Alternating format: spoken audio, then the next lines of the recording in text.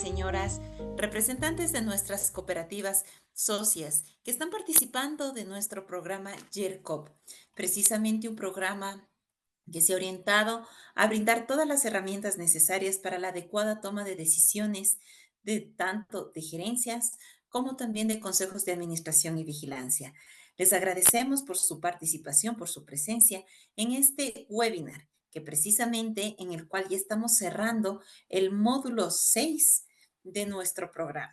Y con ello también nuestras felicitaciones a todos, porque continuamos viendo este compromiso con su cooperativa, con su institución y con ustedes mismos para ir avanzando durante este programa y adquiriendo mayor conocimiento. Para iniciar, vamos a recibir al doctor Marín Bautista, gerente general del FINANCOP. Muy buenas tardes a todas y a todos. Qué gusto saber que están presentes y puntualitos ya en este programa de YERCOP, un programa especial que estamos desarrollando para beneficio de los directivos, gerentes, funcionarios de las cooperativas socias. Y bueno, hay que valorarlo porque este es un valor agregado que da FINANCOP de forma gratuita a todas los participantes, miembros de nuestras asociadas. Hoy día hay un tema potente, digamos, dentro de la gestión de nuestras instituciones y precisamente refieren a la gestión de riesgos. La gestión de riesgo es fundamental porque toda nuestra actividad tiene que medir los riesgos, mitigar los riesgos, etcétera, y tenemos información cómo estamos, ¿no? Cómo está el sector. Así que quiero desearles que aprovechen el tiempo, aprovechen esta oportunidad que tienen todos y aprovechen de la capacidad y expertise de nuestra expositora que va a desarrollar este tema. Así que sin más, arranquemos. Bienvenidos a todos. Sí, y precisamente, muchísimas gracias, doctor. Precisamente uno de los temas que siempre tiene gran relevancia es la gestión de riesgos. Para entenderla, cómo poder contribuir, colaborar con la gestión también administrativa de los señores gerentes como consejos. Precisamente hoy tenemos una experta y es de la red financiera. Ya estuvo el mes pasado también como maestra y ustedes ven que tiene un gran criterio, un gran know-how sobre el tema. Recibimos a Rosana Bonilla, por favor, a ver si podemos activar su micrófono y cámara. Hola, Angélica, buenas noches. Hola, mi Rose, bienvenida nuevamente. Muchas gracias. Muchas gracias por la invitación. Siempre un gusto para nosotros acompañarle. No, muchísimas gracias a ti también por estar acompañándonos el día de hoy. Por favor, a ver si podemos iniciar. De acuerdo. Muchas gracias. Muy buenas noches con todos. Un gusto poder acompañarles y espero que en esta jornada les pueda ser de mucha ayuda. Bueno, tengo un reto súper importante con ustedes que es lograr abarcar todo lo que es el mundo de riesgos en una hora. Así que vamos a ver si lo logro. Pero por favor, si tienen dudas, inquietudes, por favor activen su micrófono porque como estoy compartiendo la pantalla no voy a poder verlo. O si igual desde el lado de FINANCOP, si es que alguien está levantando la mano, por favor me indica. Sí, perfecto. Muchísimas gracias. Bueno, como ya les habían comentado y seguramente ustedes ya revisaron el material y lo vieron con mucho detenimiento, vamos a ver este módulo de gestión integral de riesgos. ¿Por qué es importante la gestión integral de riesgos? Porque el negocio financiero es un negocio de riesgos. El que no piense eso, pues estamos muy equivocados. Todos los que estamos aquí sentados en esta noche es porque somos amantes y gestores de los riesgos que tomamos todos y cada uno de nuestros días. Porque el negocio financiero, como les decía, está expuesto a diferentes fuerzas disruptivas o tendencias que le afectan de una u otra forma. Es impresionante ver cómo definitivamente todo lo que sucede en el mundo, la economía, en la parte ambiental, regulatoria, económica, geopolítica, sanitaria y demás, afecta a la gestión de una entidad financiera y por ende, obviamente, tiene que aprender a gestionar los riesgos. ¿Por qué? Porque en el negocio financiero, al ser eh, algo que está inmerso en todo el quehacer de la economía, de la parte social, económica de un país, no puede no puede detenerse o no puede paralizarse ante lo que le pasa. Es por eso también que la industria financiera es una de las que modifica, innova, renueva permanentemente y con mayor velocidad, casi como la tecnología. Sí, entonces esto lo que no lo tenemos que ver como un problema, no lo tenemos que ver como un obstáculo, sino definitivamente como oportunidades para generar nuevos negocios, para generar nuevas fuentes de ingreso y demás. Lo importante aquí es que al riesgo no hay que temerle, sino que hay que gestionar. ¿Sí? ¿Qué es el riesgo? Pues es la contingencia o proximidad de un daño. Es el efecto de la incertidumbre en el logro del objetivo, ¿sí? Entonces, siempre que todos los años que nosotros hacemos como gerencia, trabajamos en el plan estratégico o dentro de los consejos de administración, vigilancia, que se encargan de aprobar la estrategia institucional, de hacer el seguimiento y monitoreo de esos objetivos estratégicos, siempre es importante que ustedes tomen en cuenta que si dentro de sus planificaciones estratégicas se está considerando los factores o elementos de riesgo al que puedo estar expuesto. Repito, no con el afán de restringir, no con el afán de detener, sino más bien con el afán de proponer. ¿Por qué? Porque una gestión de riesgos eficaz lo que hace es generar valor a la organización. ¿Sí? Y entonces, cuando hablamos de generar valor, no nos llevamos solo por el valor económico de la utilidad de la última línea como tal, sino más bien de la sostenibilidad, de la calidad de la entidad financiera. ¿Sí? Entonces, ¿cuál es el proceso natural que se requiere para una gestión de riesgos dentro de toda organización? Sí, más allá de lo que dice la norma, esto es más un esquema de lo que gestionamos no solo en la entidad financiera, sino lo que gestionamos en nuestro día a día, en nuestras vidas, inclusive en nuestros hogares, en nuestras finanzas y demás. Entonces, ¿qué es lo primero que tenemos que hacer? Es identificar esos riesgos, ¿sí? El ciclo de la gestión de riesgos es permanente, es un círculo que nunca se detiene. No quiere decir que en enero, por poner un ejemplo, yo identifiqué estos riesgos o de diciembre que establecí mi plan estratégico y eso se quede estático. No, todo el tiempo están evolucionando, entonces por eso es que todo el tiempo tenemos que ir gestionando. Entonces, ¿qué es uno de los elementos más importantes de la gestión de riesgos? Es identificar esos eventos, esos factores, esos elementos a los que me pueden ocasionar un riesgo para la institución, que me pueden generar una pérdida, una afectación de una u otra forma. ¿Sí? Estos incluyen todos los aspectos que afectan la competitividad, los precios, el inventario de la institución, el negocio como tal, estrategia como tal, no solo mis presupuestos, sino también desde la parte administrativa, financiera, desde la parte tecnológica, todas las industrias, la competencia que tenemos. Obviamente la parte regulatoria es uno de los elementos que podrían llegar a afectar de manera importante a la gestión institucional.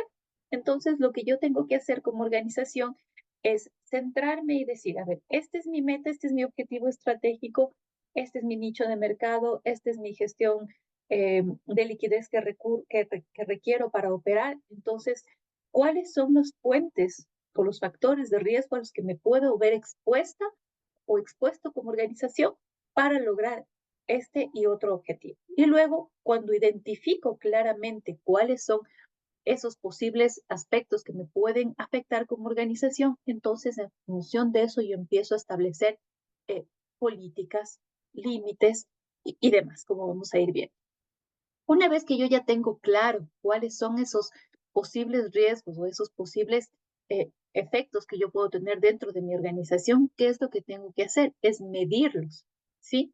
Si yo ya sé que voy a colocar mi cartera de crédito en un segmento de crédito, en una zona específica, en una actividad económica, con un producto especializado, entonces tengo que medir cuál es la capacidad como institución que tengo para hacerlo, cómo están los niveles de colocación, cómo están los niveles de venta de esa actividad económica, cómo está la evolución de la economía de esa zona, de ese cantón, de esa actividad económica, de ese sector en específico. Entonces empiezo con el ejercicio de medición. Y si es cartera que yo ya he colocado, por poner un ejemplo, entonces tengo que saber cuál ha sido la evolución, la tendencia histórica, no solo de mi institución, sino de toda la competencia del sector que estamos analizando. Entonces, eso me permite, en función de esa medición, establecer las priorizaciones, establecer medidas, planes de acción, controles que me permitan de una u otra forma mitigar el riesgo.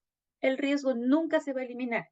Siempre puede haber la probabilidad de que suceda. Lo que yo puedo hacer es controlarlo o mitigarlo, ¿sí? Puedo controlar, mitigar, evitar, reducir, pero nunca se va a eliminar. Una vez que ya he identificado el riesgo, que lo he medido y sé cuánto me podría llegar a afectar, entonces, ¿qué es lo que hago? Empiezo a establecer puntos de control. Puntos de control en aquellos aspectos o dentro de mi flujo que yo establecí, que ya conozco claramente, que me podrían ayudar a reducir la probabilidad o el impacto que me podría generar ese riesgo, ¿sí?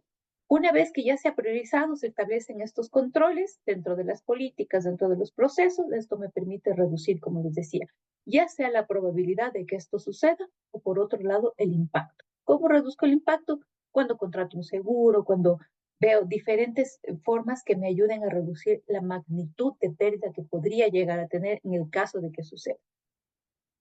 Y para esto también pues establezco estos planes de mitigación.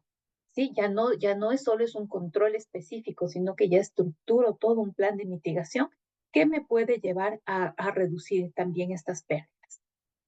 Y esto no queda ahí. O sea, no es que ya identifiqué, que medí, puse los controles y me olvido. No, tengo que hacer un monitoreo permanente. Todos los días, si es necesario, dependiendo del tipo de riesgo, dependiendo del tipo de actividad o lo que esté gestionando. Normalmente le ponemos mayor atención al riesgo de crédito. ¿Por qué? Porque al ser instituciones intermediarias, el 70% de los activos está en su mayoría en la cartera de crédito. Entonces, si hacemos una gestión de riesgo, siempre se analiza a qué activo donde está mayor concentrado el tema de la magnitud del riesgo, que es en la cartera de crédito. Entonces, tengo que hacer un monitoreo permanente. Pero el monitoreo no consiste en que llego a fin de mes y veo cuánto está la mora. No, sino que el monitoreo es permanente de cómo está la actividad económica, de cómo está el producto que entregué, el producto nuevo que estoy colocando, cómo está mi proceso de colocación, cómo están mis políticas, mis límites de exposición, están adecuados, están siendo útiles, cuál es ese proceso de seguimiento permanente. Y obviamente esto enmarcado con un sistema de reportes que me permita tener información, no solo a fin de mes, sino en el intramés, de tal manera que se puedan tomar decisiones de manera permanente. Ajustar la política, ajustar el proceso, ajustar el control, tomar decisiones, cambio de mercado, de grupo objetivo, de lo que se requiera. ¿Sí?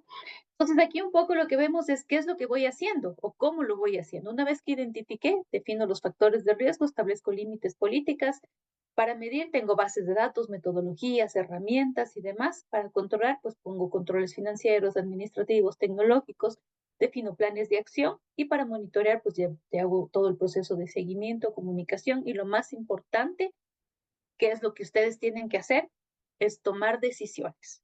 ¿Sí? Si no tengo este ciclo completo, es muy difícil tomar decisiones adecuadas, acertadas y sobre todo a tiempo, que es lo más importante.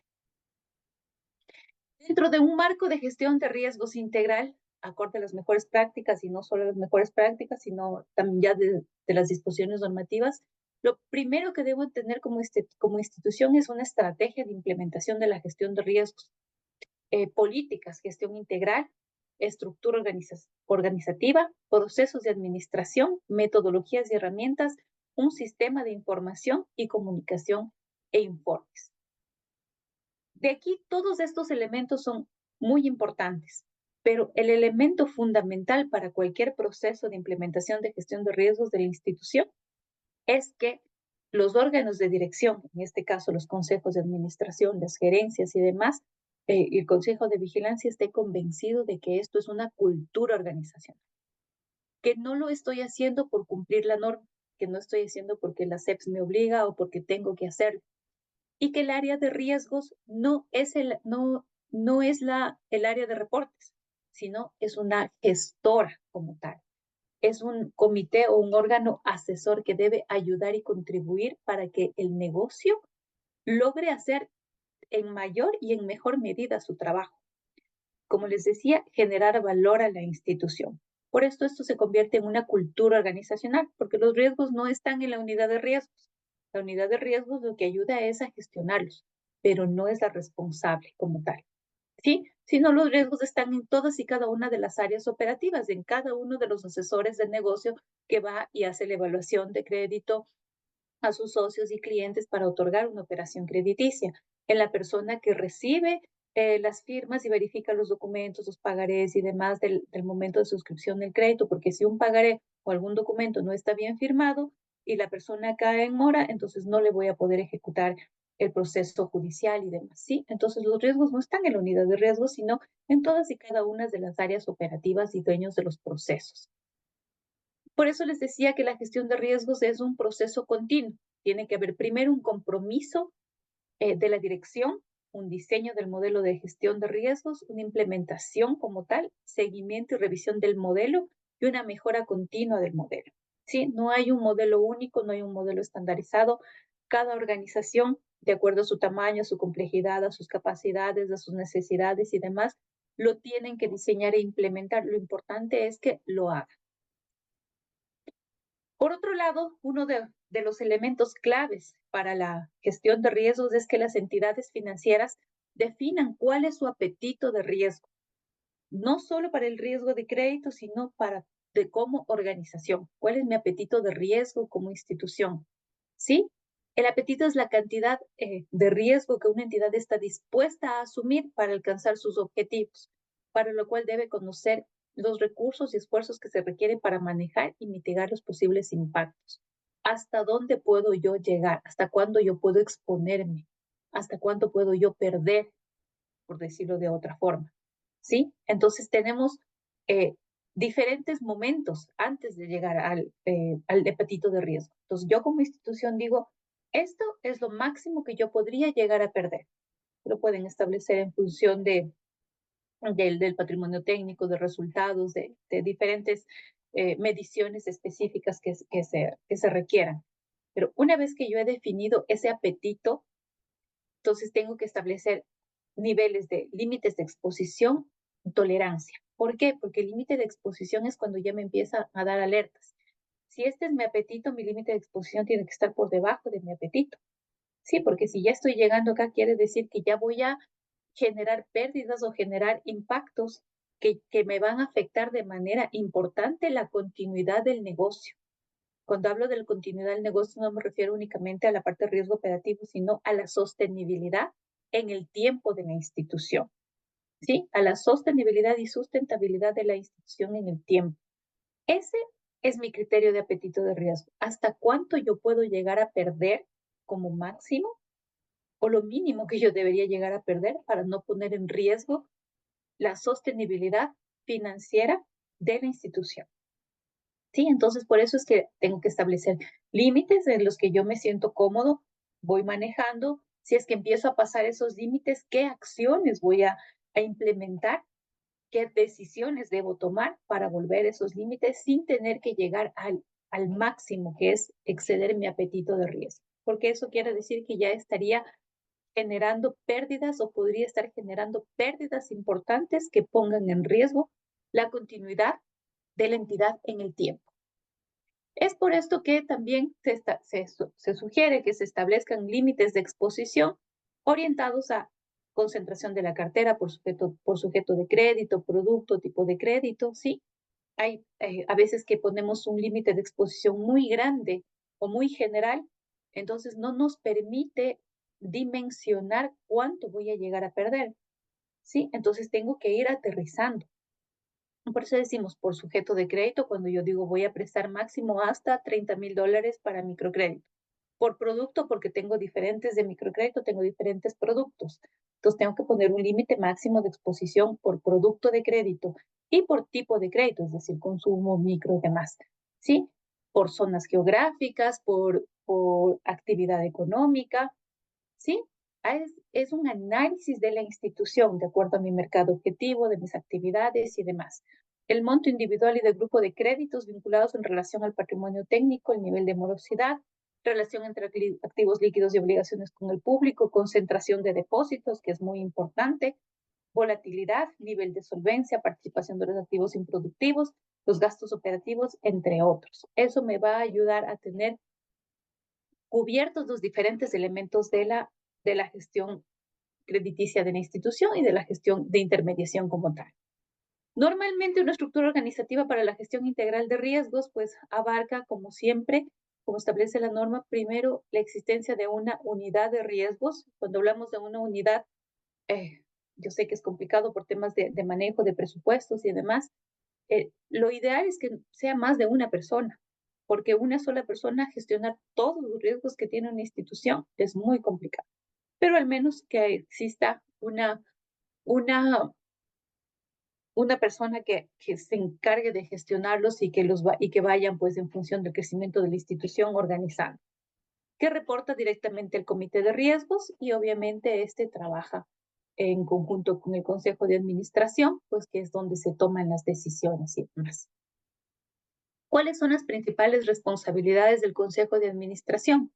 Propiciar una cultura organizacional con principios y valores y de comportamiento ético que priorice la gestión eficaz del riesgo, establecer políticas, asegurar que se doten de los recursos necesarios para una gestión de riesgos, establecer un sistema de incentivos que fomente la adecuada gestión de riesgos, conocer los principales riesgos de los que enfrenta la institución, establecer un sistema adecuado para delegación de facultades y segregación de funciones, obtener un aseguramiento razonable de que la entidad hace una efectiva gestión de riesgos y obviamente cuando corresponde a la aprobación de políticas. Eso entre otros elementos. Pero aquí el punto más importante es que es responsable de generar una cultura organizacional y de propiciar políticas, de aprobar las políticas, procesos de la gestión dentro de la institución y asegurarse de que la entidad cuente con los recursos necesarios para una adecuada gestión de riesgos. Luego tenemos el comité de riesgos, que es responsable de evaluar las políticas de riesgos y presentarlas para la aprobación del consejo de administración. Revisar que todo el marco de gestión de riesgos esté adecuado en función del tamaño y complejidad de la institución financiera, supervisar la implementación del marco de gestión de riesgos y del seguimiento del perfil de riesgos y del apetito de riesgos, y obviamente requerir la administración, la rendición de cuentas y acciones correctivas en caso de que hubiese algún desvío dentro de lo que son límites de exposición o la gestión de riesgos como tal. Y el Consejo de Vigilancia, pues controlar las actividades de la cooperativa, realizar los controles concurrentes y posteriores, supervisar a la auditoría interna, de que se haga una auditoría basada en riesgos, es decir, que se analice si es que efectivamente se está haciendo una gestión de riesgos óptima dentro de la institución y a emitir sus opiniones. Y la alta gerencia, pues responsable ya de la implementación como tal, de todo lo que el Consejo de Administración y demás apruebe, pues asegurarse de que todos estos procesos y políticas que se aprueben sean implementadas y que se cumplan dentro de la institución, promover la cultura de riesgos y dotar de los recursos necesarios que se garanticen para esto. Entonces, recuerden, el marco de gestión de riesgos debe estar formalizado en un manual como tal. Los órganos de dirección deben definir la estrategia del negocio de la entidad y debe incluir criterios de aceptación de riesgo en función del mercado objetivo y de las características.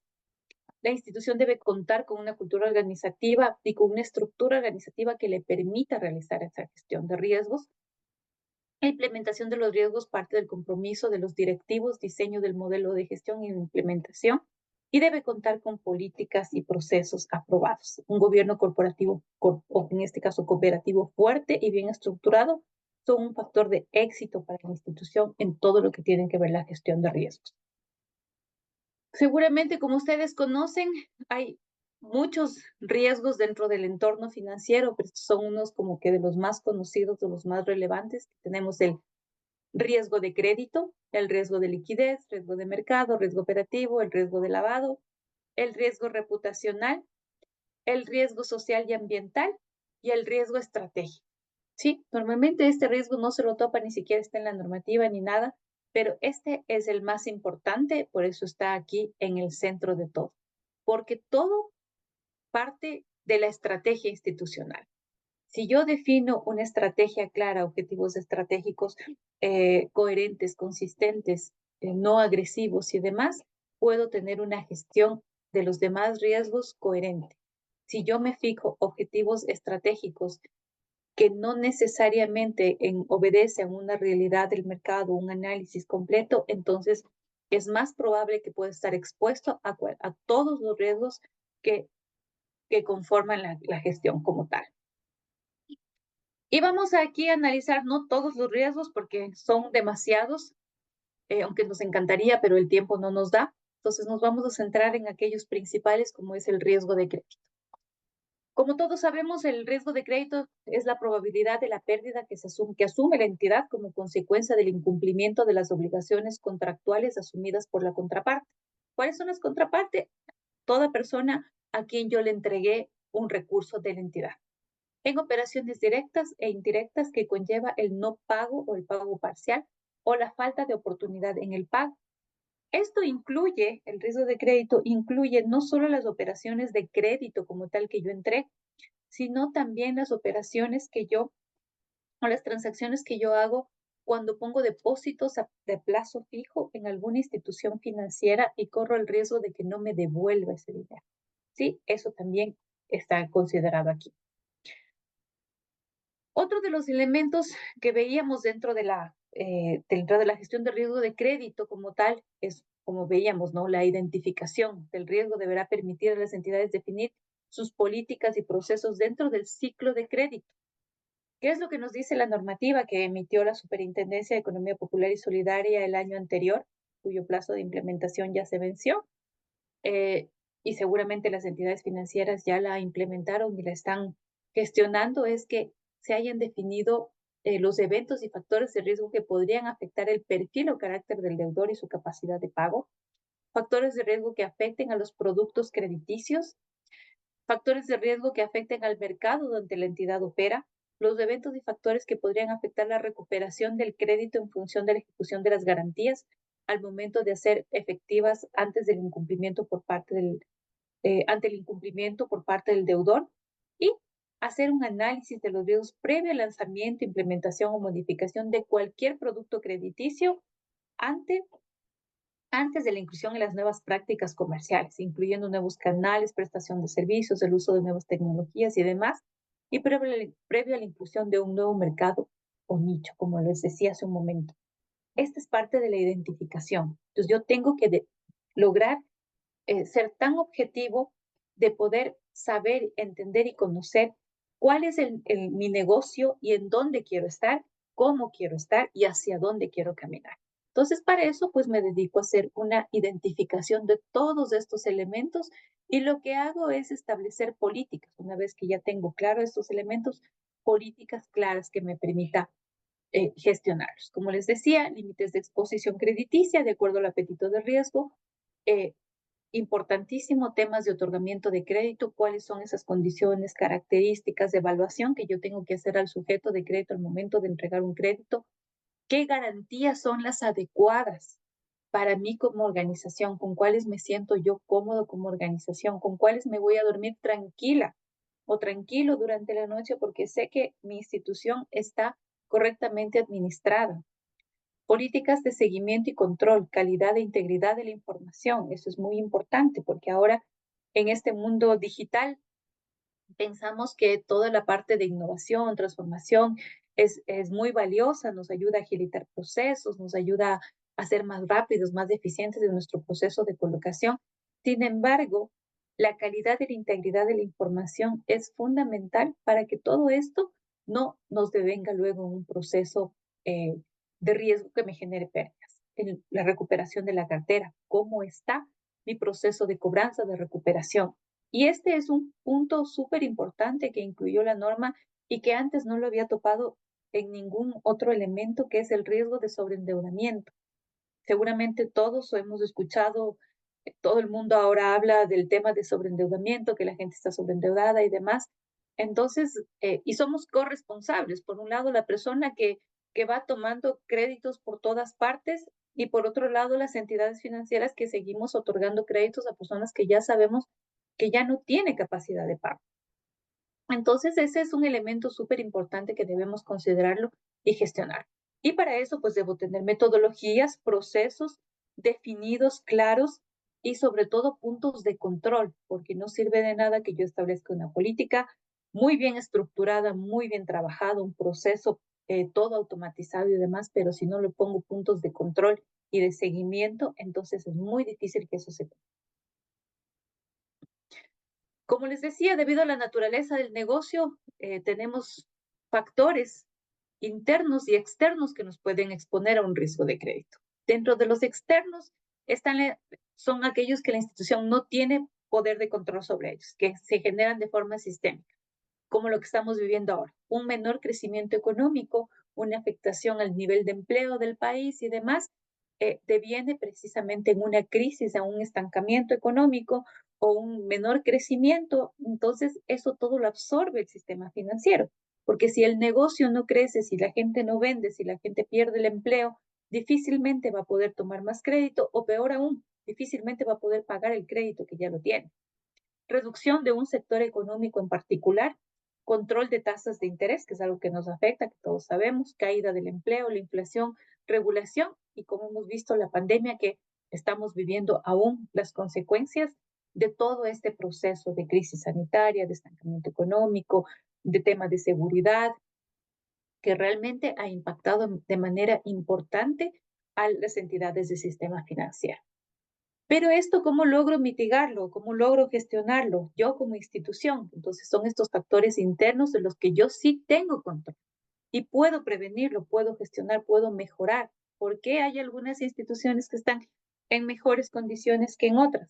¿Por qué? Porque controlan de mejor manera su riesgo y miden e identifican sus riesgos de otra forma en la parte interna. Por ejemplo, cuando yo establezco mi estrategia institucional, mis planes, mis presupuestos, mis metas de colocación, si yo me pongo metas agresivas y eso lo traduzco a mis asesores de negocio, ¿qué hace el asesor de negocio? Él tiene que cumplir su meta, entonces sale y coloca como puede. Y luego tengo una morosidad elevada. Y luego tengo procesos internos complicados que no, de recuperación. ¿Sí? Entonces, eso sí lo puedo gestionar de forma interna, mi estrategia, mi presupuesto, en qué mercados voy a generar, cómo voy a gestionar este tema del sobreendeudamiento. Una mezcla de productos. Cuanto más concentración crediticia existe en grandes deudores o actividades económicas, los segmentos de clientes, productos geográficos mayores, el riesgo que se está asumiendo. Entre más alto sea el monto del crédito que yo presto en un pequeño grupo de personas o a una persona, me estoy exponiendo más. Si entre más le extiendo el plazo a una persona y no he hecho un análisis de capacidad de pago suficiente, me estoy exponiendo en mayor tiempo al riesgo de crédito y estoy trayendo también un riesgo de liquidez a la institución, porque eso quiere decir que si coloco a más tiempo, tengo que fondearme con esa misma estabilidad, porque si no me voy a tener un descalce y no voy a poder devolver los recursos de mis depositantes.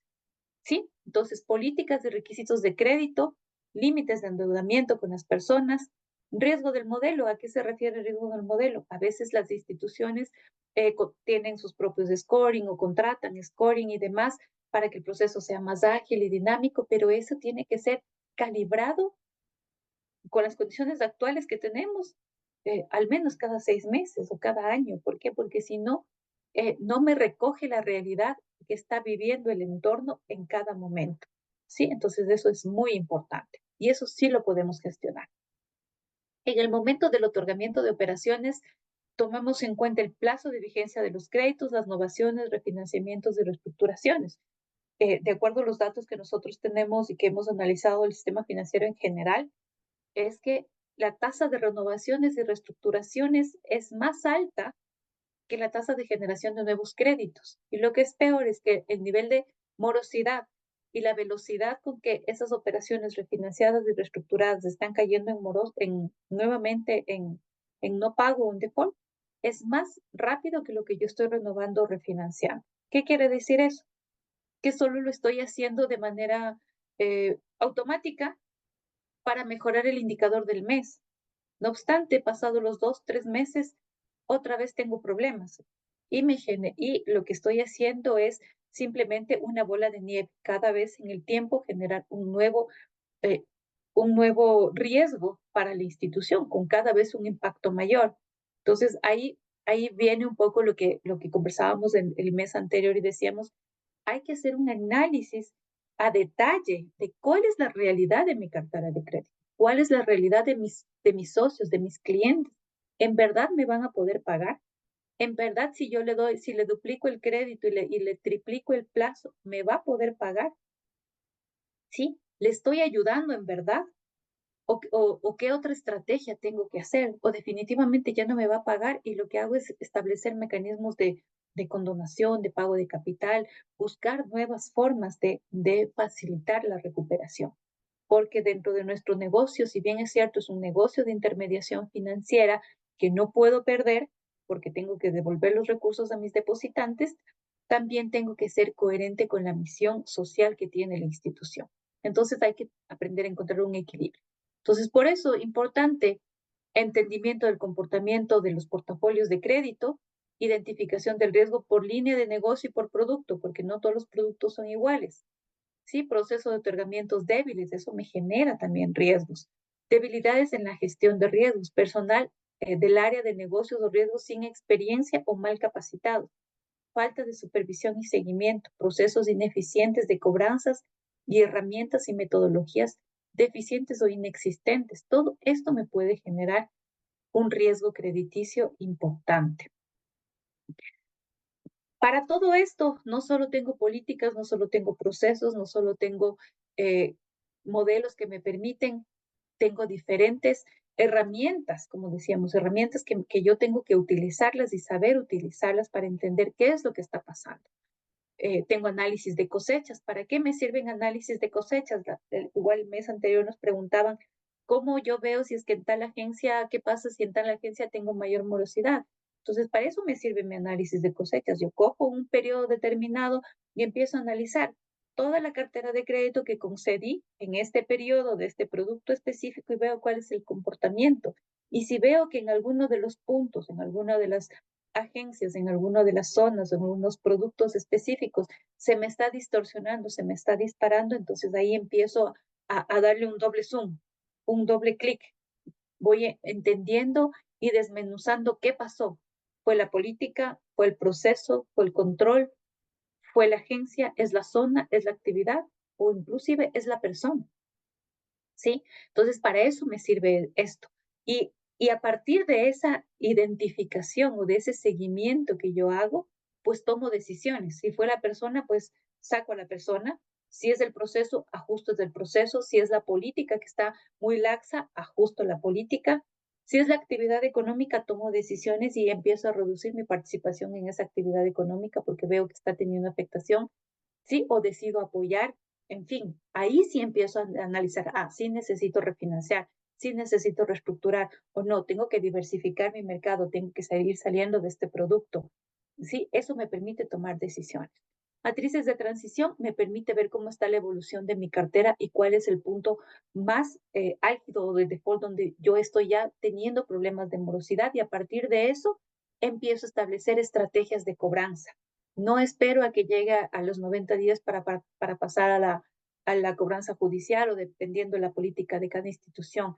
Hago el análisis de la matriz de transición de mi cartera de crédito e identifico en qué punto de la cartera se me están quedando los créditos y yo defino estrategias de cobranza diferenciadas, priorizadas y demás, o de colocación de nueva cartera y demás. ¿En qué punto de esto en función de la matriz de transición? Pérdidas esperadas e inesperadas me permite establecer cómo estoy de provisiones, ¿sí? Las esperadas e inesperadas siempre va a haber, entonces eso me va a permitir establecer si es que las provisiones con las que tengo son o no son suficientes y me van a permitir cubrir pérdidas en caso de que haya. Y el credit scoring, pues como sabemos, es estos modelos que nos permite, sea otorgamiento, sea aprobación, score de cobranzas, ahora hay un montón de tipos de score. Recomendación súper importante, si es que trabajan con un score, que sea desarrollo con sus datos, que no sea un modelo genérico, porque los modelos genéricos normalmente no recogen la realidad de su negocio, de su localidad, de sus socios, de sus clientes de manera específica. Entonces, cuando les arroja las aprobaciones automáticas y demás, es maravilloso porque todos salen aprobados y este mes coloqué un montón de carteras súper bien, pero a los 2 meses ya estoy con la cartera morosa, ¿sí? Y empiezo a tener problemas porque el score no estaba parametrizado o no recogía la realidad de mis socios y de mis clientes. Y las pruebas de estrés me permiten establecer y entender qué es lo que está pasando con mi cartera, qué está pasando con mis provisiones, cómo están mis escenarios, cuál sería el peor escenario al que me podría enfrentar en función de las condiciones y características de mi cartera de crédito. Con todos estos elementos se generan unos lindos informes.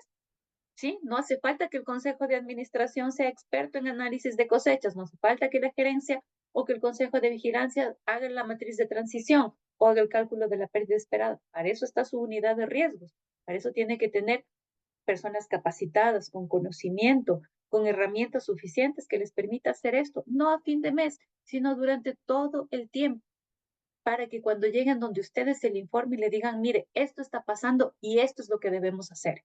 ¿Sí? No es que solo me llega con el problema, el amor está en el 20%, no, con estrategias, con acciones que se puedan tomar y ustedes puedan tomar la decisión. Para eso sirve la gestión de riesgos, para que les facilite la toma de decisiones.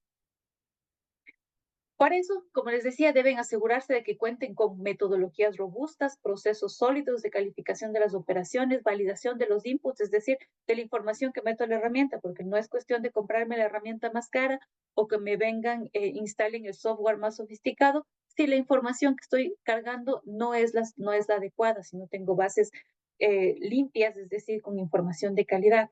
Agrupación de carteras homogéneas, no puedo mezclar la cartera de consumo con la de micro, porque por más que sea el mismo cliente, son comportamientos diferentes. Pruebas de backtesting y de análisis que me permitan analizar la consistencia de los datos en el tiempo y la predictividad que me va a dar hacia el futuro. Estimación del riesgo del modelo, pruebas de estrés periódicas y auditoría de la suficiencia del modelo de medición de riesgos. Por eso, la cuestión de auditoría interna es crucial dentro de la medición de riesgos o de la gestión de riesgo de crédito. No porque el auditor interno se va a poner a hacer gestión de riesgos, sino porque el auditor interno debe hacer un proceso de auditoría basada en riesgos a la institución y, por otro lado, auditar a la unidad de riesgos para determinar si es que efectivamente está haciendo lo que debe hacer. ¿Sí? Esto permitirá definir el nivel de riesgo de crédito de la institución. Y para esto deben establecer acciones para disminuir la materialización del riesgo de crédito, controlar los niveles de exposición, controlar los límites y niveles de exposición que tiene, ¿sí? Los generales y luego ya los específicos por tipo de producto, actividad y niveles de concentración. Una vez más, cuando yo me concentro en un segmento específico, en un producto específico, o elevo mucho mis montos de crédito, estoy más expuesto definitivamente me puede afectar. No es lo mismo que se me quede en mora un cliente de 1,000 que se me quede en mora un cliente de 50,000. Entonces, es lo que yo tengo que ir analizando. Si yo doy a un mayor plazo, claro, en este momento le ayudo al cliente porque está enfrentando un momento difícil, que no tiene flujo y demás, entonces hago lo correcto, le apoyo a mi socio que ha venido trabajando conmigo durante varios años y le doy a mayor plazo, pero tengo que irle monitoreando todo el tiempo, de tal manera que ver que en algún momento él ya se recupera y buscar la forma de que ese plazo se disminuya, porque entre mayor tiempo yo le entregue el crédito, mayor tiempo yo voy a estar expuesto en que en algún momento deje de pagar, porque el cliente o el socio va a necesitar nuevo financiamiento o irlo acompañando de tal manera que cuando el socio o el cliente necesite ya y su negocio nuevamente haya ya reencauzado o se haya reactivado nuevamente, poderle yo mismo como institución apoyarle y evitar que se siga sobreendeudando con otras entidades financieras. Y entonces, como decíamos, para esto tengo que estar, ahí existen leyes, normas, políticas, procesos que me permitan administrar todo este proceso crediticio. Una estructura organizacional sólida donde haya una adecuada segregación de funciones. Este es un elemento importante en la gestión crediticia. Unos son los que gestionan el crédito, es decir, el que sale a ofrecer el crédito. Otra instancia debe ser la que lo procesa, otra instancia la que lo aprueba. ¿Sí? ¿Para qué? Para que no haya una afectación o contraposición de intereses, sino que haga una segregación de funciones donde asegure que el proceso es lo suficientemente transparente. Y como les decía, la mitigación y el monitoreo pues nos permite hacer un seguimiento permanente del apetito, la complejidad de las operaciones y el mercado donde realiza su negocio la entidad financiera. El monitoreo le permite evaluar permanentemente el riesgo en sus productos crediticios, monitorear los niveles de exposición, segmentar la cartera de forma que solo se logren detectar aquellos que presentan deterioro para tomar las medidas correctivas, monitorear el comportamiento de la cartera y el nivel de exposición del riesgo de las operaciones novadas, refinanciadas y reestructuradas. Como les decía, nosotros de un estudio que hicimos y del análisis permanente que hacemos de la cartera, vemos cómo fin de mes eh, el sistema financiero en general presenta un indicador hermoso de morosidad que ha bajado, pero luego cuando uno ya empieza a analizar los números y las cifras y empieza a adentrarse, vemos que ha refinanciado, ha reestructurado, ha castigado, y no está mal hacer refinanciamientos, no está mal hacer reestructuraciones, al contrario, es un mecanismo que permite la misma normativa para normalización de la cartera, pero es una medida excepcional para normalización de la cartera, pero no puede ser que lo esté haciendo permanentemente, porque si lo estoy haciendo permanentemente, quiere decir que no lo estoy haciendo bien. Y ya se vuelve, como decíamos, en una bola de nieve. Aplicar pruebas de desempeño y ajuste, como les decía, backtesting, para ir viendo cómo que las políticas que estoy haciendo, que los procesos, que los controles o las medidas correctivas que estoy implementando efectivamente se puedan mantener en el tiempo. ¿Sí? Eso en cuanto a la gestión de riesgo de liquidez, así súper, súper rápido. Y luego, acompañado del riesgo de crédito, perdón, vamos a ver el riesgo de liquidez, que es uno de los factores, otro de los factores claves. Una entidad financiera nunca se cierra por niveles de falta de patrimonio técnico, niveles de solvencia y demás. El peor riesgo de una institución financiera es el riesgo de liquidez, porque el momento que una entidad financiera cayó en cesación de pagos, es decir, que no puede devolver los recursos a sus depositantes, automáticamente es causal de liquidación forzosa. ¿Sí? Entonces, el riesgo de liquidez está muy atado al riesgo de crédito. ¿Por qué? Porque si yo no tengo liquidez suficiente o no gestiono de manera adecuada los recursos para colocar el crédito, no puedo crecer. Y por otro lado, si no tengo una adecuada recuperación de la cartera, también me resta mi nivel de liquidez. ¿Sí? Y hay que irlos gestionando de manera muy cauta. La gestión de la liquidez es la habilidad de la entidad financiera para cumplir con sus obligaciones esperadas e inesperadas. ¿Por qué esperadas e inesperadas? Porque como todos sabemos, yo tengo depósitos a la vista y depósitos a plazo. En teoría, el depósito a plazo no se puede retirar hasta que se venza su vigencia. No obstante, si viene el cliente o el socio y me dice, necesito mi dinero, así sea que me penalicen el interés o lo que sea, usted le va a tener que devolver. Sea como sea, así sea que le haga esperar un poco tiempo, pero sí, ¿qué tal que tenía el depósito a plazo colocado a más de un año y viene a los 2 meses porque se le presentó algún imprevisto o porque otra entidad financiera le ofrece una tasa pasiva más alta y el cliente dice que necesita, igual lo va a retirar, sea como sea? Entonces, es una situación inesperada o porque mi nivel de morosidad se ha elevado tanto, entonces ya no estoy accruando, no estoy amortizando cartera suficiente para poder colocar y para continuar con la operación. Entonces, tengo que tener suficiente liquidez para poder seguir colocando, seguir operando y poder devolver el dinero a mis depositantes. Es por eso que contar con los recursos líquidos para atender las salidas de los fondos en un curso normal de sus operaciones es crucial. Atender salidas de fondo inesperadas en situaciones de estrés. ¿Cuándo son situaciones de estrés? Cuando ahora que tenemos redes sociales, cualquier persona puede poner un mensaje en las redes sociales indicando que hay algún tema en alguna entidad financiera y, y vamos a tener filas y filas de personas, filas y filas de personas retirando los recursos, ¿sí? Entonces, eso es una situación de estrés. Bueno, en las cooperativas no ha pasado, pero muchos vivimos la crisis financiera o a veces alguna entidad financiera presenta intermitencia en sus sistemas y ya tenemos enseguida filas y filas de personas retirando su dinero. Y la única forma, cuando una entidad financiera se enfrenta a una corrida de depósitos, la única forma de asegurarse de que la gente se tranquilice y que no siga la corrida de depósitos es pagando. Es la única forma, ¿sí? Pagando a los depositantes, pagando a los depositantes. De tal manera que genera tranquilidad, confianza, y es probable que al día siguiente o la semana siguiente le vuelva a depositar. Pero en ese momento, lo único que puede hacer la institución financiera es pagar a sus depositantes. Y para eso debe tener recursos suficientes. ¿Sí? Proveer y obviamente tener la liquidez y los recursos suficientes para proveer de los fondos para aprovechar estas oportunidades de crecimiento en el negocio. Porque puede ser que la economía se reactive o que me sale un proyecto súper bueno en el que puedo colocar, pero si no tengo liquidez suficiente, entonces, ¿cómo puedo hacer que el negocio se reactive? Para medir estos momentos o esta generación de la liquidez, esta adecuada gestión de la liquidez, tengo tres momentos o tres herramientas que actualmente las más usadas, tanto por disposiciones normativas como por gestión, que es brechas de liquidez, concentración y volatilidad.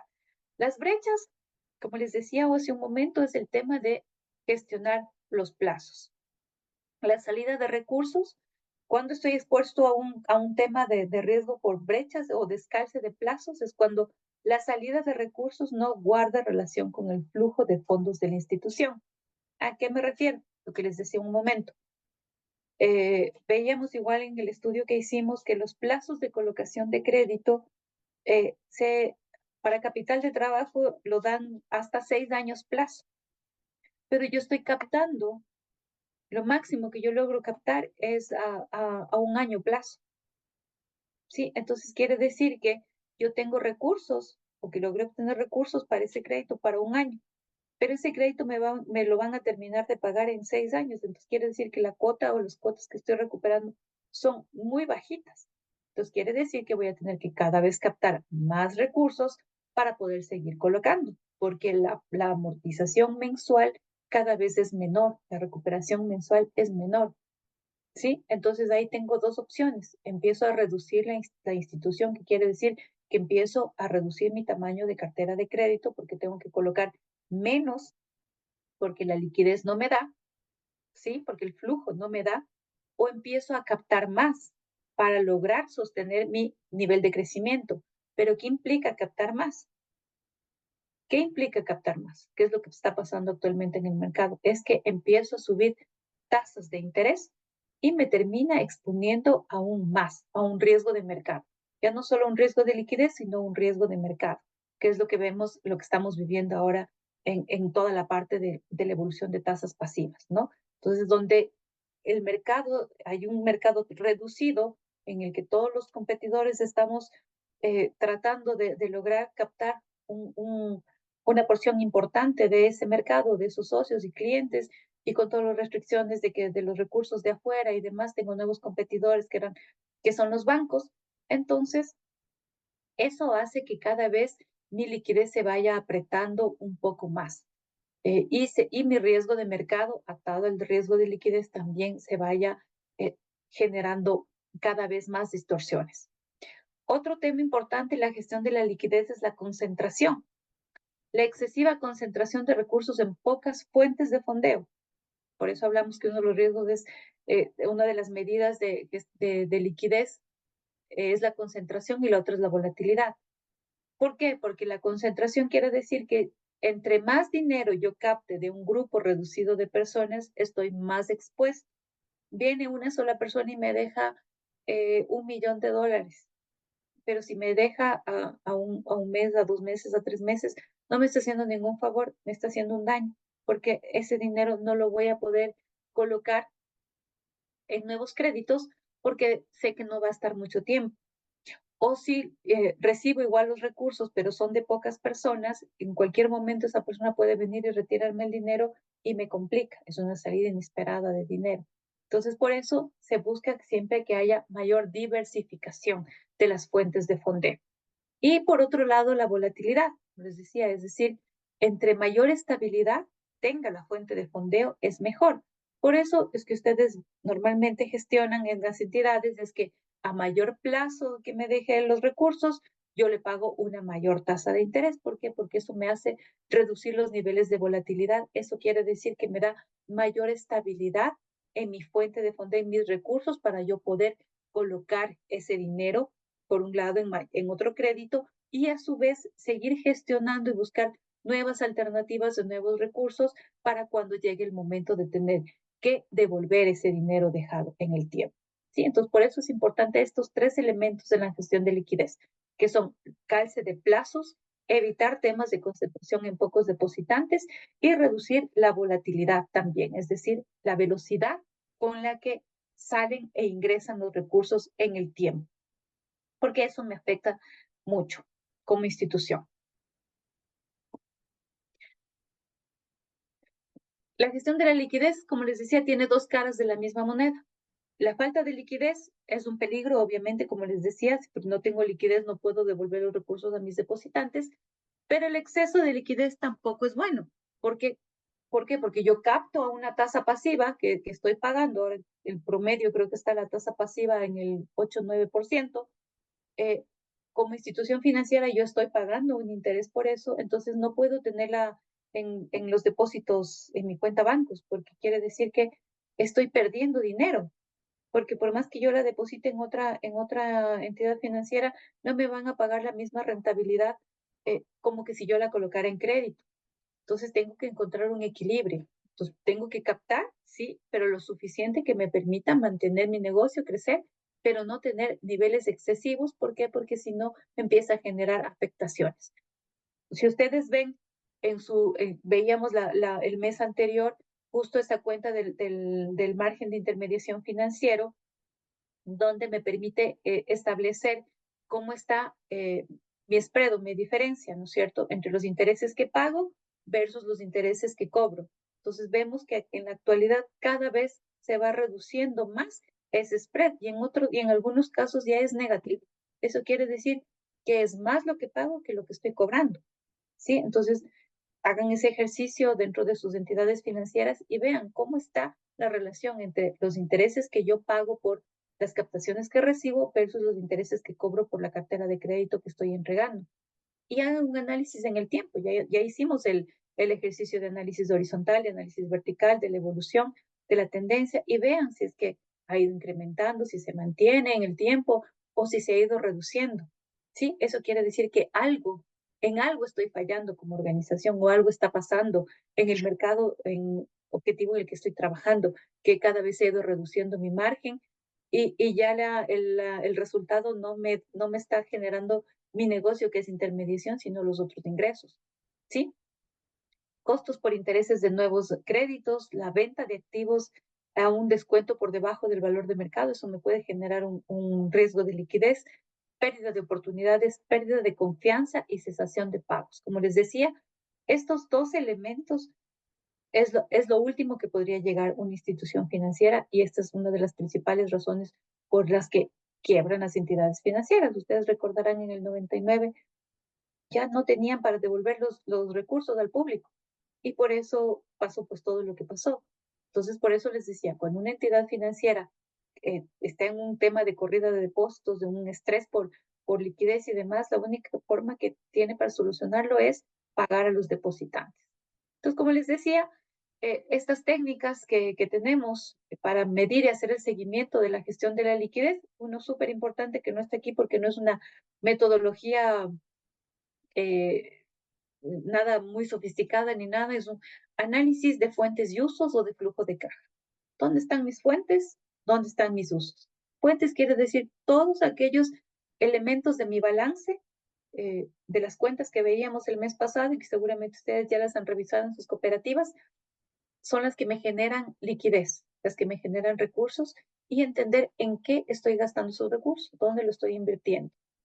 Ya más sofisticados de primera generación, como decíamos, indicadores de liquidez, el de liquidez estructural, que me permite ver cómo está la composición de mis activos y pasivos y dónde están concentrados, brechas de liquidez, los plazos, ¿sí? Para establecer cuáles son los plazos, dónde están colocados mis créditos, en qué plazos están colocados mis créditos y a qué plazos yo estoy captando, y saber si es que tengo activos líquidos suficientes para cubrir esos descalces, ¿sí? Porque si no, si mal no recuerdo, si ya tengo brechas de liquidez en 3 periodos sucesivos, ya tengo que presentar un plan de contingencia de liquidez y es causal para entrar en un programa de supervisión intensiva.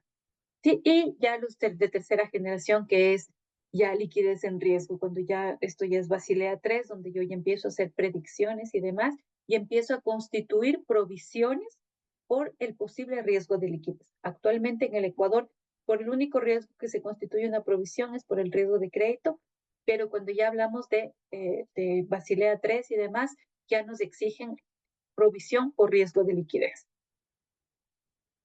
Importante igual la parte del control y monitoreo, como les decía, el sistema de información que implemente debe contemplar al menos la parametrización de las políticas de riesgo de liquidez definidas por el Consejo de Administración, monitorear el vencimiento de sus operaciones activas y pasivas, detalle de los pasivos y obligaciones financieras, fondos disponibles, cómo están sus fuentes de fondeo, dónde están concentradas sus fuentes de fondeo, cuáles son sus mayores depositantes, en cuántos depositantes estoy concentrado.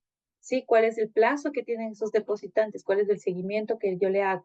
Para eso pongo límites de exposición y sobre todo indicadores claves de riesgo que me permiten hacer un monitoreo permanente. Y súper importante, siempre todas las entidades, más allá de lo que me pide la norma, contar con un plan de contingencia de liquidez, porque nunca se sabe lo que podemos estar expuestos o lo que algo puede suceder, entonces debo tener un plan de contingencia de liquidez, pero no debe ser un plan que solo lo haya hecho por cumplir, sino un documento que efectivamente se pueda operativizar en el momento que la cooperativa así lo requiera. Para eso tengo que definir indicadores de riesgo, es decir, o disparadores, porque no por cualquier cosa voy a activar mi plan de contingencia, sino quiénes son los responsables, cuándo lo voy a hacer, cuáles son las etapas, cómo lo voy a ejecutar, cómo voy a hacer para volver a la normalidad y demás. Sí, incorporar diferentes escenarios de sensibilidad al flujo de fondos, definir el equipo de la gestión de crisis, porque si yo tengo que activar mi plan de contingencia de liquidez es porque estoy en alguna crisis, porque algo pasó. Entonces, ¿cómo, quiénes actúan, cuándo actúan, cómo actúan? Todo debe estar claramente definido. ¿Cuánto me cuesta activar el plan de contingencia de liquidez? Es lo más importante.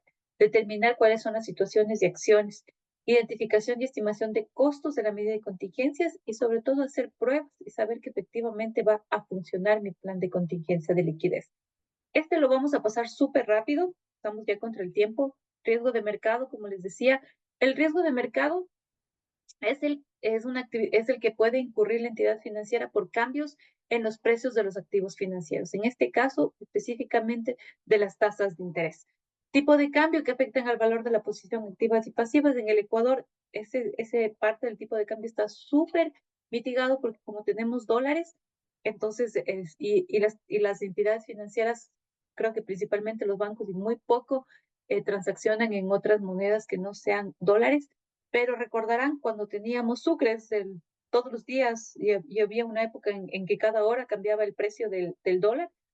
Entonces era algo súper riesgoso para todas las personas, en especial para el sistema financiero.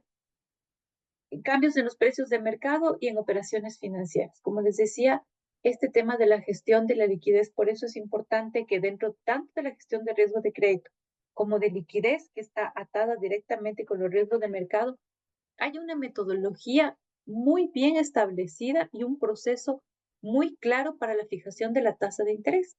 Todos sabemos que para las tasas de activos tenemos techos y que no nos vamos a pasar del techo, pero así sea que no me pase del techo o que esté por debajo de los techos o que esté muy por debajo de los techos, tengo que asegurarme que esa tasa activa que estoy cobrando efectivamente me permite cubrir todos mis costos y mis gastos como institución financiera. ¿Sí? Recuerden, ese es el precio del dinero. Entonces, esa tasa me tiene que permitir cubrir mi costo de fondeo, que es la tasa pasiva, el costo de operación, el costo de riesgo, el costo de capital y demás.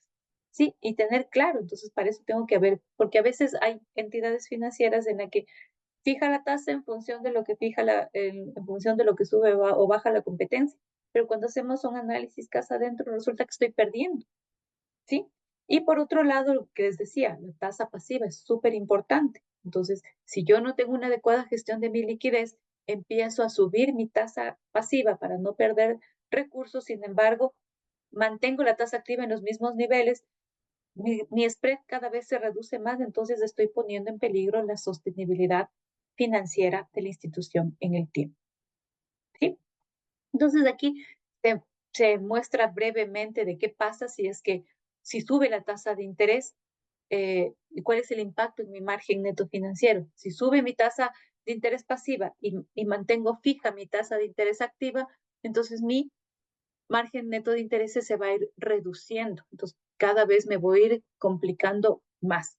Pero si fuera diferente, si mi tasa activa sube y mi tasa pasiva baja, entonces quiere decir que cada vez voy a tener un margen mayor. Entonces, lo que hay que hacer es tratar de establecer un equilibrio. Para eso, un proceso claro de costeo, es decir, cuánto me cuesta a mí el crédito, entonces le voy a poner una tasa que recoja la realidad o que me permite equilibrar entre los diferentes productos de crédito la tasa que yo necesito como organización. Y lo mismo para las tasas pasivas, que me permita mantener el nivel de sostenibilidad en el tiempo. Y ya para ir cerrando, pues vamos a topar el riesgo operativo, que es súper amplio. El riesgo operativo es prácticamente toda la institución, sí, que es la probabilidad de que se produzcan pérdidas para la entidad debido a las fallas o insuficiencias originadas ¿en qué? En los procesos, en las personas, en la tecnología de la información y eventos externos. Por eso esto es toda la institución, porque la institución está compuesta de procesos que se deben ejecutar para todas y cada una de las acciones o actividades, productos y servicios que genero, y esos procesos son ejecutados por personas, ¿sí? Y las personas somos las más propensas a cometer errores o a veces dolos y fraude de manera predeterminada, entonces hay que establecer los controles necesarios y para la ejecución de esos procesos que lo hacen las personas, se apoyan en la tecnología que tienen las entidades financieras, tecnología la que fuera, no tiene que ser la más sofisticada, puede ser la más sencilla, pero al final es tecnología, y los eventos externos que pueden afectar toda la parte de continuidad del negocio. Sí, este riesgo incluye el riesgo legal, pero no el reputacional, el político y demás. ¿Cómo establece la norma esta definición o esta agrupación que ha hecho para el riesgo operativo para tratar de facilitar su gestión? Como les decía, en los 4 factores importantes, procesos, personas, tecnología y eventos externos. ¿Cuáles son los tipos de evento que se pueden dar por cada uno de estos factores? Fraude interno, externo, relaciones laborales, prácticas con clientes, daños o pérdidas de los activos, interrupción del negocio, ejecución y procesamiento de operaciones. Y esto atado a su vez a las diferentes líneas de negocio que puede tener la entidad financiera. ¿Por qué líneas de negocio? Porque no producto de crédito específico, sino una línea de negocio porque la entidad financiera puede ser que ofrezca productos y servicios diferenciados para cada uno de sus eh, tipos de clientes o segmentos de clientes que haya establecido en función de la actividad principal que realiza. De igual forma, para la medición para la gestión de este riesgo operativo, lo mismo. Identificar, medir, controlar, mitigar y monitorear. ¿Sí? Obviamente el proceso y las herramientas que yo utilizo para la gestión de riesgo operativo es diferente de la que utilizo para crédito, para liquidez, porque en este caso tengo que abarcar todos estos elementos que son muy sensibles dentro de la organización. El problema aquí del riesgo operativo es que a veces es más difícil de cuantificarlo. No es, en el riesgo de crédito es más fácil porque sé cuánta cartera coloqué y cuánto no recuperé y sé cuánto es lo que voy a perder. En el caso de la liquidez es igual porque sé cuánto necesito y cuánto me falta. En el caso del riesgo operativo, al estar involucrado procesos, personas, tecnología, eventos externos, es difícil cuantificar en valor monetario lo que podría estar expuesto. Sin embargo, a veces el riesgo operativo o generalmente el riesgo operativo puede generar un impacto mayor que el riesgo de crédito o que el riesgo de liquidez, o que por una mala gestión del riesgo operativo se pueda desencadenar un riesgo de crédito y un riesgo de liquidez. como el ejemplo que les ponía, si es que yo tengo un proceso de crédito no bien establecido, un flujo de proceso donde no hay puntos de control, donde no hay una adecuada segregación de funciones, eso me va a desencadenar un riesgo de crédito, porque puede ser que la misma persona que va y visita al cliente, levanta la información, ingresa al sistema y luego él mismo se aprueba el crédito. Eh, Resultado, morosidad elevada o estafa en la institución financiera. Pero, ¿por qué se dio esto? Por un error en el proceso, y eso es riesgo operativo, o por falta de controles, que es riesgo operativo. O no hice bien la instrumentación de la hipoteca, no hice bien la instrumentación de la garantía o del pagaré o de lo que sea, y luego no puedo judicializarlo o hacer una recuperación porque no están bien estructurados los files de crédito y demás. Eso es un riesgo operativo porque es un error en el proceso, un error en la persona, ¿sí? Sin embargo, me va a desencadenar un riesgo de crédito. Entonces, es importante. Yo sé que a veces es difícil y muy tedioso poder gestionarlo, sin embargo, es crucial porque por este puede darse otros riesgos y generar otras pérdidas a la institución. Importante detalle de los eventos de mayor probabilidad de impacto que pueden sucederse: identificación de la evolución de los eventos de riesgo, reporte del grado de cumplimiento de los planes de acción, que me permita tener un mapa de calor en el que yo pueda identificar dónde están mis riesgos operativos más críticos y poderlos gestionar, establecer planes de acción o planes de mitigación. Destinatarios de reportes elaborados por la unidad de riesgos, comité de riesgos y la unidad de riesgos para hacer un seguimiento, ¿sí? Tableros de KRI, reportes, seguimiento y demás.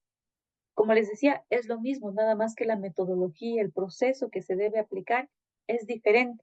Y en el caso de riesgo operativo es más complejo todavía, porque abarca a toda la institución, los procesos de todas las instituciones, de toda la institución, todas las personas como tal tienen que estar inmersas en la gestión.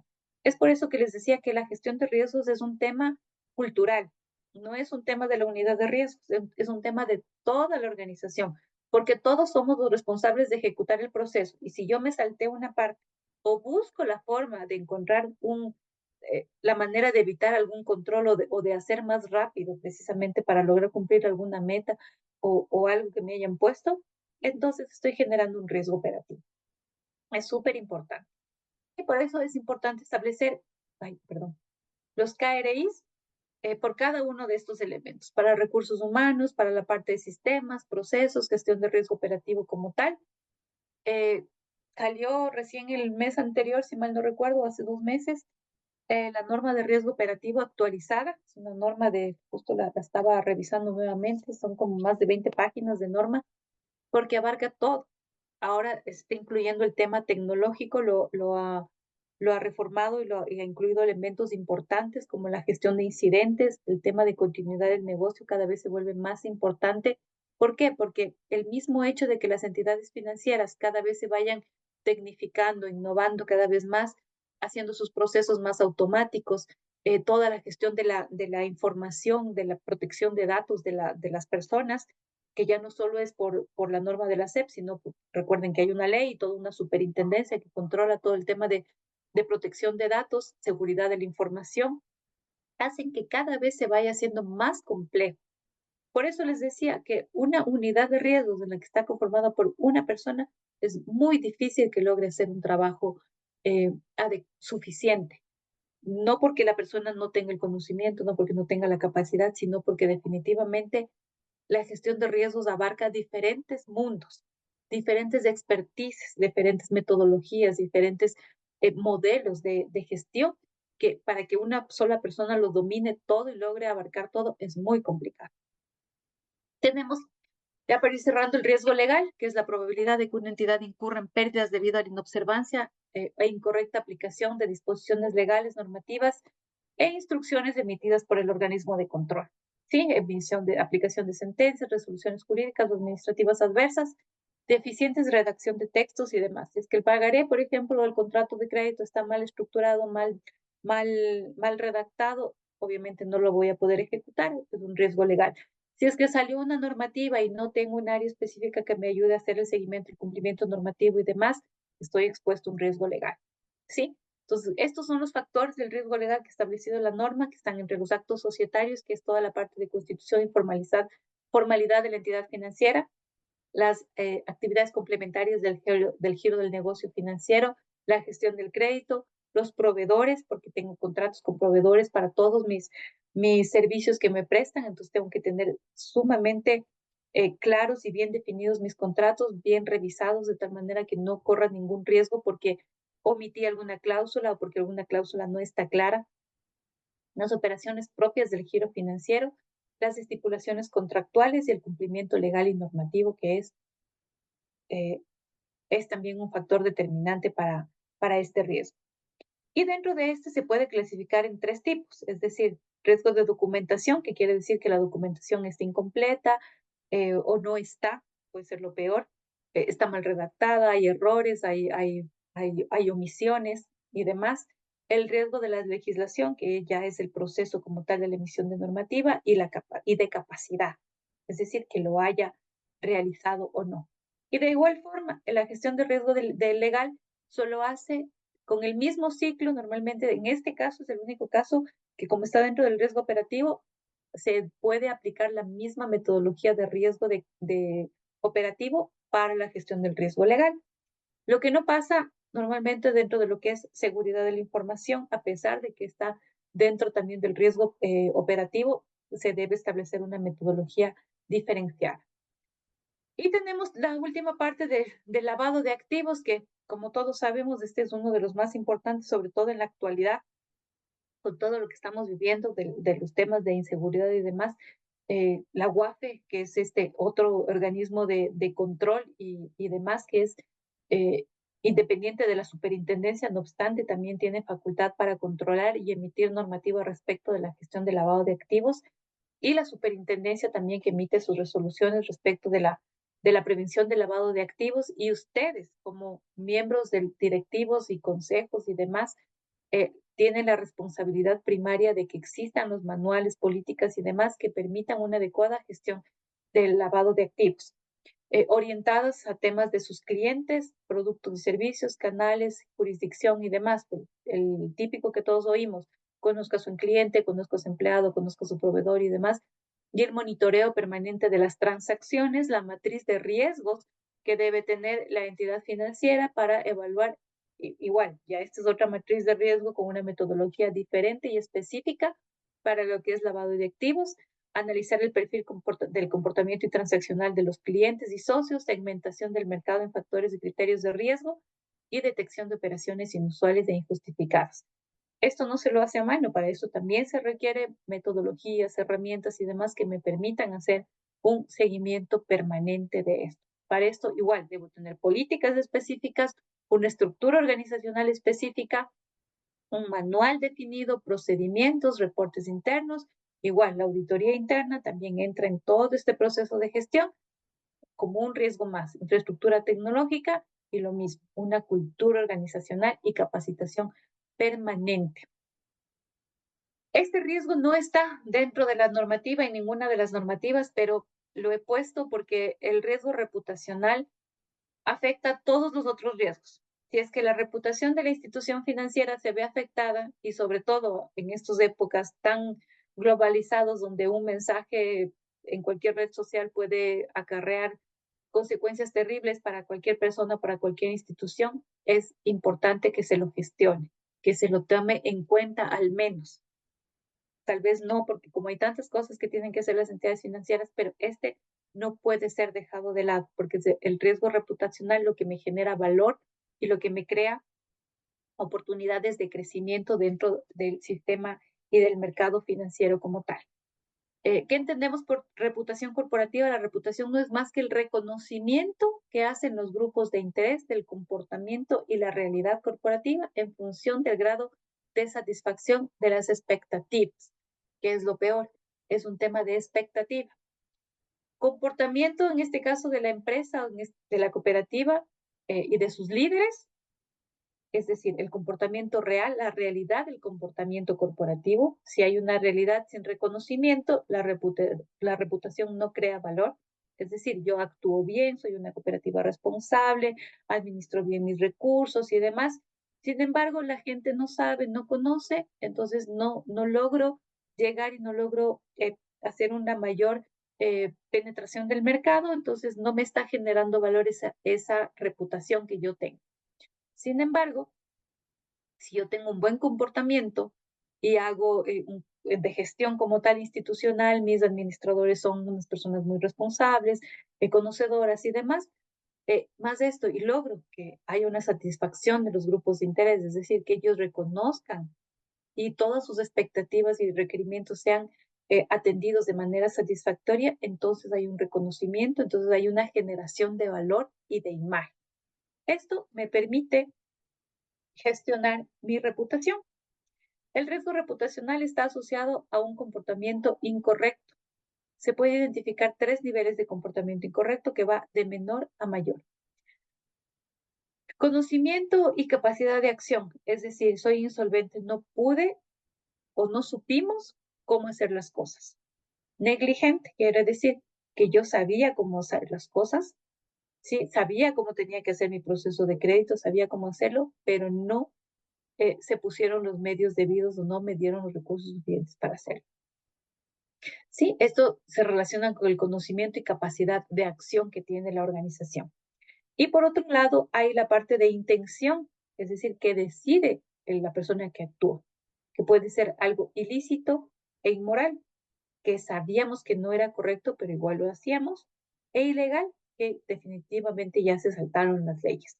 En estos elementos me permiten establecer y mapear cómo está mi riesgo reputacional, lo que puedo estar expuesto. Eso es lo que tenía para contarles. Hoy he tratado de avanzar, perdón que fue súper rápido, pero el tiempo es muy corto. Así que muchísimas gracias. Me excedí del tiempo, pero no creo que lo hubiese podido hacer en menos. No Espectacular, sé. muchísimas gracias, mi querida Rose. Realmente englobar todo lo que es riesgo operativo, riesgo de liquidez, riesgo financiero, riesgo de mercado, riesgo legal, todos los riesgos habidos y por haber, realmente lo hiciste en una jornada maratónica, como tú comentas. No sé, todavía no veo preguntas de los asistentes, tal vez, por favor, si lo pueden formular o estuvo tan mega bien que todo fue recontra mega entendido como lo me pasó a mí. Realmente es súper didáctico. Justamente nos están comentando eso. Tenemos a Lenovo User, es ese usuario, por favor, le activamos ya el micrófono. Bienvenido. Muchas gracias, Angélica, y una felicitación, un agradecimiento a Rosana por su exposición muy didáctica y muy valiosa en este módulo que es muy importante para nosotros como directivos, para los empleados, para que tomemos en consideración que la importancia, ¿no? de mitigar los riesgos en muchos campos. Entonces, esto no solamente que nos ilustra, sino que nos enriquece en nuestros conocimientos para poder aplicar y para hacer correctivos en nuestras instituciones. Nuevamente, muchas gracias, Roxana, muchas gracias, Angélica, muchas gracias al doctor también, y muchas gracias a GERCOP. Buenas noches. Ay, muchísimas gracias a usted también. He estado sin audio, suele pasar. Tengo acá una pregunta. Disculpe una pregunta. ¿Cuál es la estrategia que está utilizando debido a que los socios están pidiendo dinero para irse al extranjero? Y esto hace que obviamente, esto afecta obviamente a las instituciones, ¿no? Pone en riesgo de morosidad que se incremente y genere riesgos a las instituciones financieras.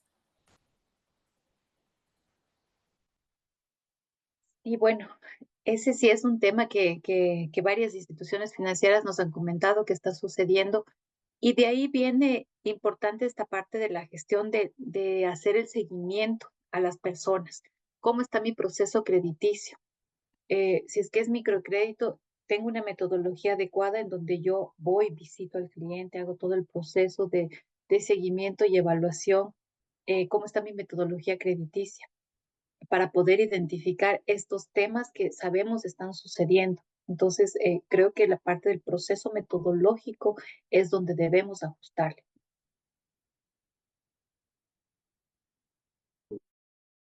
Sí, totalmente. Muchísimas gracias, Rose. Y sí, ya no tenemos más preguntas.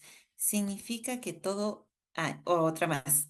Según el criterio de la expositora, ¿cuál cree que sería el riesgo en el que debemos poner énfasis de acuerdo a la actualidad en el país? O sea, entiendo que hacer una priorización, ¿cuál es al que más tú recomendarías enfocarse? Eh, Normalmente la entidad financiera le pone más atención al riesgo de crédito. ¿Por qué? Porque precisamente es el que abarca la mayor magnitud dentro de la organización, es en la cartera de crédito donde está concentrado. Y si vamos con el tema de riesgo de crédito, uno de los puntos importantes que analizábamos es este tema del sobreendeudamiento. Tal es así que ya en la misma normativa ya se pone de manera expresa que se gestione este tema del sobreendeudamiento, ¿sí? Porque ya estamos viendo niveles de morosidad importantes en las personas, entonces eso sí está afectando de manera importante. Y ahí un elemento crucial como entidades financieras es que eh, hay que tomar en cuenta nuestras estrategias y nuestros planes y nuestros presupuestos que nos vamos a poner para el próximo mes. Ya tenemos que empezar a hacer presupuesto y estrategia para el próximo año. Entonces, ¿cómo vamos a definirlo? Y ahí tomar en cuenta estos elementos de riesgo que normalmente no consideramos en nuestros presupuestos y en nuestras estrategias institucionales. Súper bien, mi Rose, y realmente es muy importante que ya empecemos a perfilar con esta información nuestra planificación estratégica, ¿no? Para ser lo más prudentes posibles. Dice, existe esa relación, a mi parecer, un evento de riesgos es un evento, no incidente. Un comentario nada más. Eso normalmente está en las normas de riesgo operativo, cuando clasificamos si es un evento o es un incidente.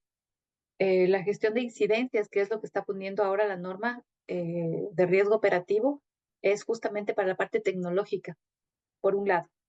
Pero a veces se confunde porque cuando hacemos evaluación de riesgo operativo, te dice la norma evalúa los eventos o identifica los eventos y los incidentes. Evento es cuando ya hubo pérdida, incidente es cuando hay la probabilidad de.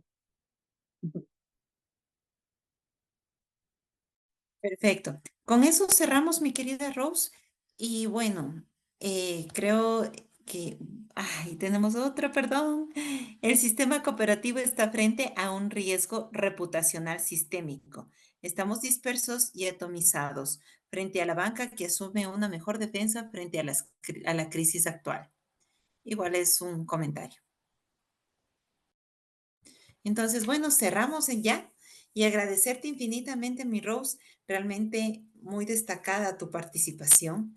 Agradecemos también a todos los participantes del día de hoy, como siempre lo he dicho, son un ejemplo, es la manera en la cual se perfila son los directivos que requieren justamente nuestras socias, aquellos que están siempre orientados a mejorar, a capacitarse en beneficio de sus propias instituciones. Les agradecemos la participación y les comentamos que en la próxima semana ya les estamos comentando cuándo será nuestra nueva masterclass. Esta ya será todo lo que es derecho financiero. Entonces, estos son los temas adicionales que Financop está justamente organizando para ustedes. Y estamos de igual manera ya casi acercándonos a culminar este programa. Entonces, a ponerle todo este entusiasmo y toda esta buena energía que lo están llevando de la mejor manera hasta el día de hoy. Agradecemos a todos su atención y nos veremos en pocos días ya. Gracias, mi Rose, también. Gracias a ustedes y gracias a Financop. Una buena noche. Gracias a todos. Hasta luego.